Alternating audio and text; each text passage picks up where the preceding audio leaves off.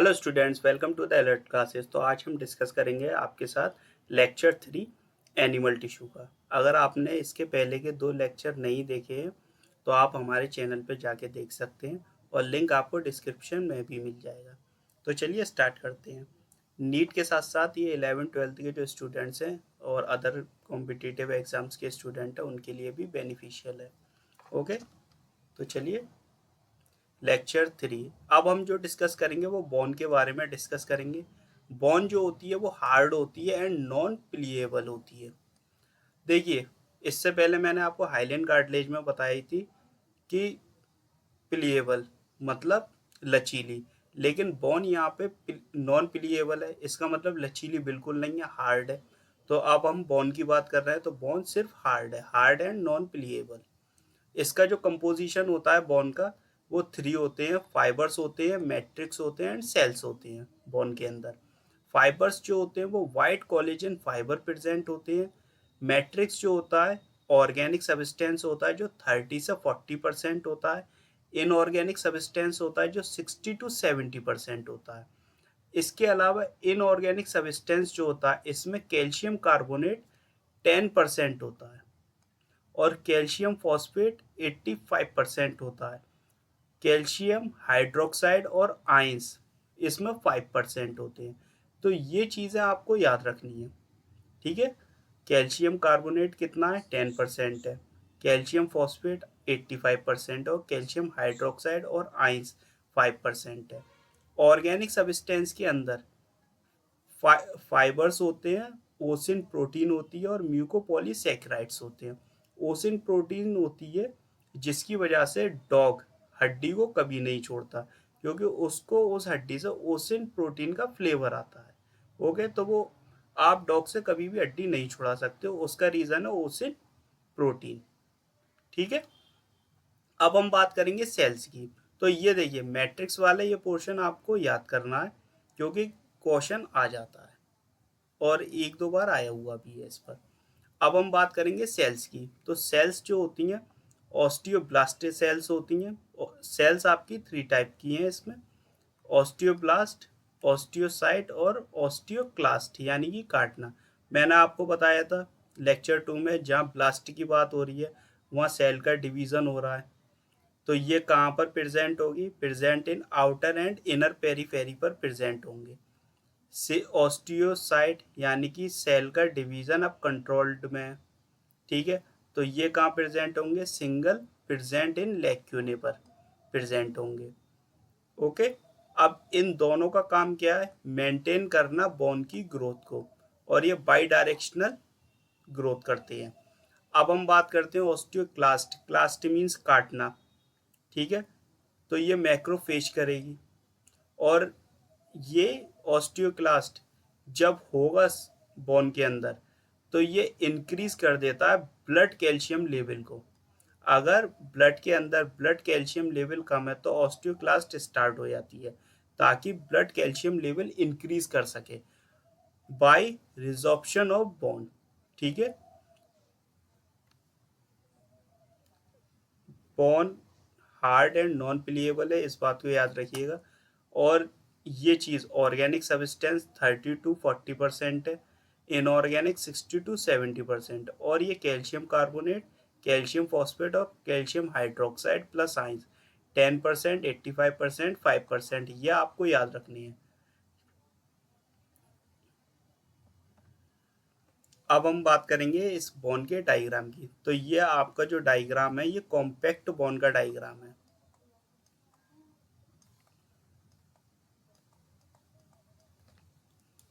चलो चेंज नहीं कर रहे हैं, दिख नहीं रहा ब्लैक पे।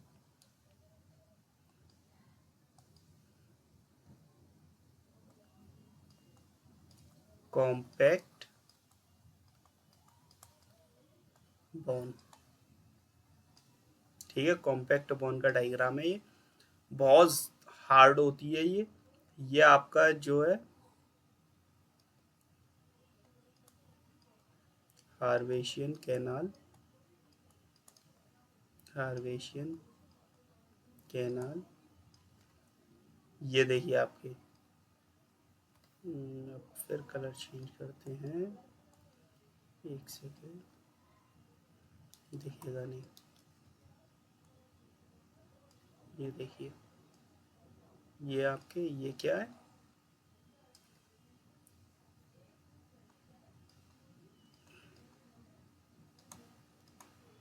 लेक्यूने। अब ये लेक्यूने के अंदर जो प्रेजेंट है, 1 सेकेंड, ये लेक्यूने के जो अंदर देखिए, डायग्राम ध्यान से देखिए आप, प्रेजेंट है, ये है ऑस्टियोसाइट,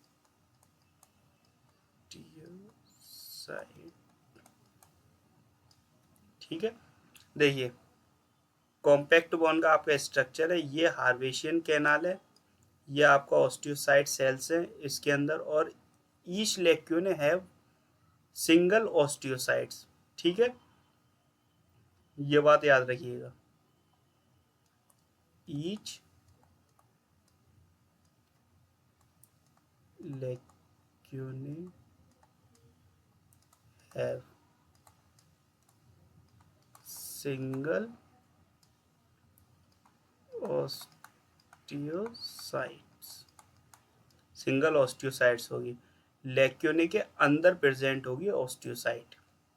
ओके, तो ये डायग्राम आप समझ गए, ये वाले ये पोर्शन है लेक्यूने, ठीक है, लेक्यूने के अंदर प्रेजेंट है ये इस जगह पर। अब हम देखते हैं लॉन्ग बोन का स्ट्रक्चर। तो देखिए, लॉन्ग बोन का हम स्ट्रक्चर देखेंगे अब, इसके दोनों तरफ एपीफाइसिस होंगे, मतलब बोन के जो दोनों साइड होती हैं उसमें एपीफाइसिस होती है, जो मिडिल का पार्ट होता है वो डाइफाइसिस होता है। अब जो बाहर का पोर्शन होता है ये स्पंजी बोन होती है, ये जो मतलब गोल सा दिख रहा है ये स्पंजी बोन है। स्पंजी बोन के जो आउटर कवरिंग होगी वो होगी हाइलिन कार्टिलेज की होगी। अब एपीफाइसिस और डाइफाइसिस के बीच में जो गैप होगा, यानी कि जो प्लेट होगी वो कहलाएगी एपीफाइशियल प्लेट कहलाएगी आपकी। अब ये जो डाइफाइसिस का जो बाहर का पोर्शन होगा उसको हम बोलेंगे पेरियोस्टियम, पेरियोस्टियम इसको बोलेंगे। इसके बाद जो मेडुलरी कैविटी होगी, यानी कि बीच का पोर्शन जो होगा, अंदर जो हॉलो स्पेस होगा उसको हम मेडुलरी कैविटी बोलेंगे। मेडुलरी कैविटी में भरा होता है येलो बोन मैरो, भरा होगा, ठीक है, उसके अंदर क्या प्रेजेंट होगा, येलो बोन मैरो प्रेजेंट होगा। अब ये वाला जो पोर्शन है इतना, ये पोर्शन, सॉरी चलो, ये पोर्शन जो है ये कॉम्पैक्ट बोन है आपकी, ठीक है, ये कॉम्पैक्ट बोन है, समझ गए आप। स्पंजी बोन के अंदर रेड बोन मैरो होगी आपकी, स्पंजी बोन के अंदर रेड बोन मैरो प्रेजेंट होगी। डायग्राम आप समझ गए। अब इसका हम ट्रांसफर्स ऑफ कॉम्पैक्ट बोन देखते हैं, ठीक है, टीएस देखते हैं इसकी। तो देखिए, ये वाला पोर्शन था पेरियोस्टियम का, ओके, ये आपके ऑस्टियोब्लास्ट सेल है दोनों तरफ, ऑस्टियोब्लास्ट सेल ये बन रही है, ये डिवाइड होंगी। अब ये एंडोऑस्टियम है आपका, एंडोऑस्टियम के बाद ये जो अंदर भरा हुआ है ये येलो बोन मैरो है, ये जो पोर्शन खाली रह गया ये मैट्रिक्स है, ये आपका लेमिला वाला पार्ट है, ये लेक्यूने है, लेक्यूने के अंदर ऑस्टियोसाइट सेल है, ये आपका लॉन्गिट्यूडनल हार्वेशियन कैनाल है, ये वॉल्क्समैन कैनाल है, ये वाली, ठीक है, इसे हम ट्रांसवर्स कैनाल भी बोलते हैं। अब ये सब कहाँ प्रेजेंट होंगे, present only in mammalian bone, okay, ये जो प्रेजेंट होगा सिर्फ मैमिलियन बोन में प्रेजेंट होगा। नेक्स्ट हम देखेंगे मस्कुलर टिश्यू। तो मस्कुलर टिश्यू जो होते हैं आपके वो 3 टाइप के होते हैं, skeletal tissue, smooth muscular tissue, cardiac muscular tissue.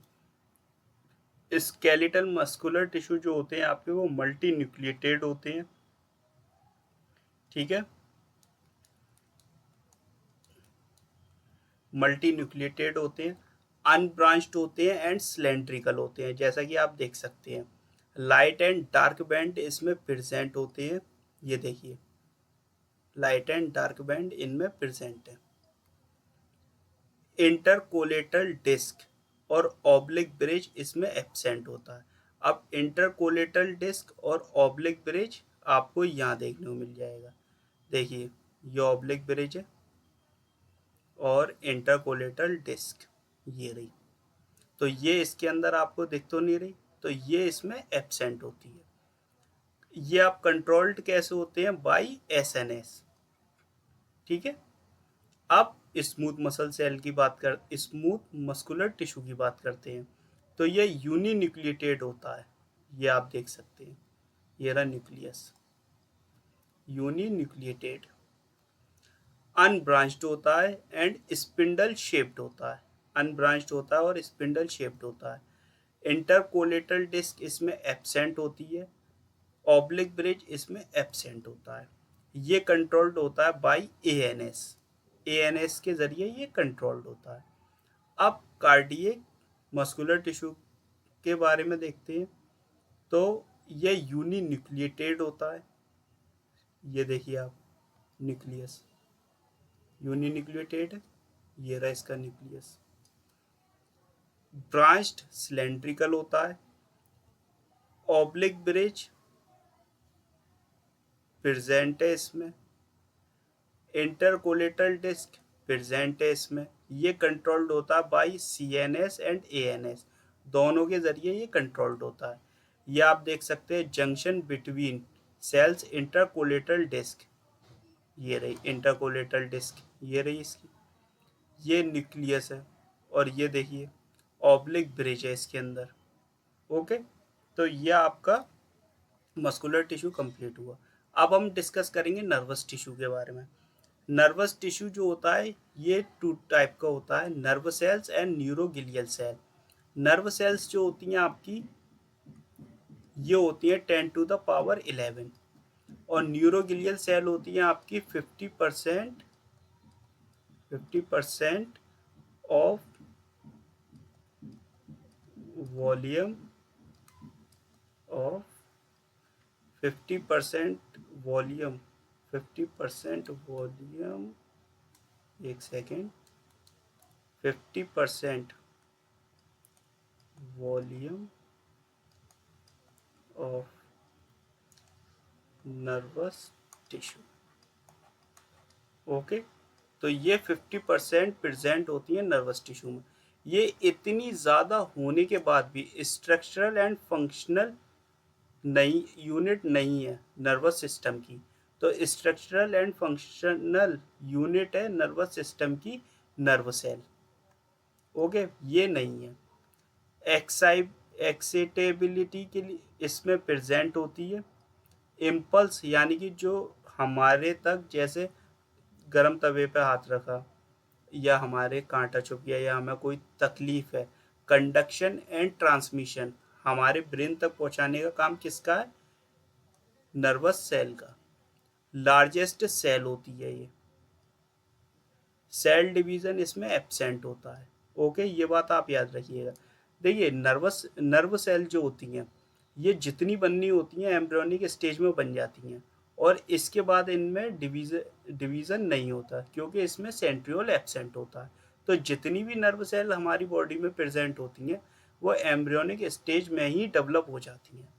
उसके बाद इसका कोई भी डिवीज़न नहीं होता और ना ही इसमें पॉसिबिलिटी है, क्योंकि देखा होगा आपने कि नर्व सेल डैमेज हो जाए तो बहुत ज़्यादा दिक्कत हो जाती है क्योंकि इसकी बहुत पुअर रीजनरेशन पावर होती है।